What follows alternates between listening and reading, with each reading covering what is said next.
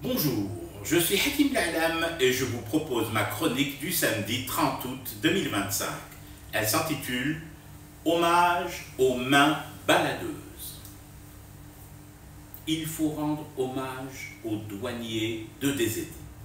Ces derniers temps, les pauvres femmes et hommes de la Diwana font des découvertes étonnantes. Les voyageurs qui tentent de traverser nos frontières avec des sommes en devises dépassant largement parfois le plafond légal font œuvre d'ingéniosité en matière de cash. Le dernier avait planqué 100 000 € dans son caleçon. En plus de son imagination, je salue son culot. Il aurait déclaré au douanier que cet argent, il l'avait gagné à la sueur de son front. Je savais le corps humain en mutation depuis qu'on nous fait bouffer n'importe quoi en ces temps transgéniques, mais de là à muter et avoir le front et la sueur qui va avec dans son calbar, la poche kangourou m'en tombe. Et cet autre, dont l'estomac s'est révélé aux radios, bourré de rouleaux de 200 €. Bouffer de la devise pour s'enrichir, amasser encore plus de devises et manger à satiété, se remplir la panse, j'ai sûrement dû sauter une étape dans le raisonnement. En même temps, reconnaissons tout de même à ce genre de mule un certain courage. Il faut en avoir de l'estomac pour avaler la moitié du square et disposer encore de la force de sécréter ensuite de la bile parce qu'on vous aura chopé et obligé à rendre votre petit déjeuner rouleau après rouleau. D'après la madame Pipi de l'aéroport, le mec en a chié, hachakoum. Avant de sortir des toilettes vert pâle, comme un billet de 100 € encadré par des douaniers portant une bavette de protection sur la bouche et surtout sur le pif. Je comprends mieux maintenant pourquoi les agents des douanes portent des gants lorsqu'ils travaillent. Oui, je sais. Vous allez me rétorquer que les gants, c'est pour les empreintes et pour ne pas contaminer les scènes de crimes économiques éventuels.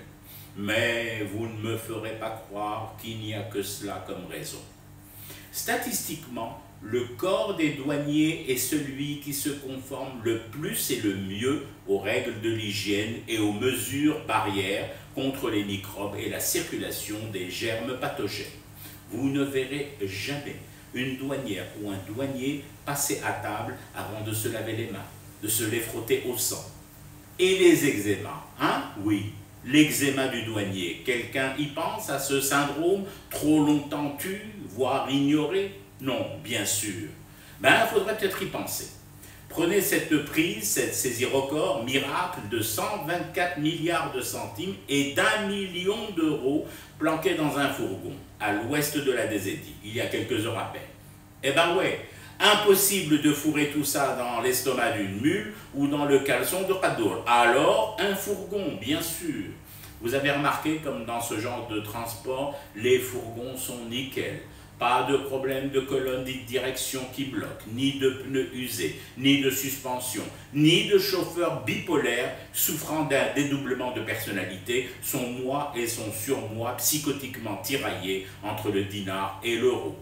Eh ben, qu'est-ce qu'ils ont fait les douaniers lorsqu'ils ont intercepté cette cargaison, ce transport de fonds au black? Ils se sont coltinés le comptage des billets partis. Souvent, dans les comptes rendus de ce genre de faits divers, tu lis « Les services de sécurité ont mis la main au collet de trafiquants ». Ouais, mais on ne dit jamais comment elles finissent, les pauvres mimines des douaniers. Gonflées comme des spatules, boursouflées, ampoulées et couvertes d'eczéma à force de compter des liasses de billets qui puent la chenouf et la bouse de vache. Alors, moi, aujourd'hui, j'ai décidé de rendre hommage au corps des douaniers, femmes et hommes obligés de traquer et de combattre le crime organisé et le blanchiment de l'argent sale jusque dans les replis dégueux de nos caleçons. Respect à vos mains baladeuses. Je fume du thé et je reste éveillé. Le cauchemar continue. C'était Hakim La'lam, je vous retrouve demain pour une autre chronique et une autre façon de dire son amour à l'Algérie.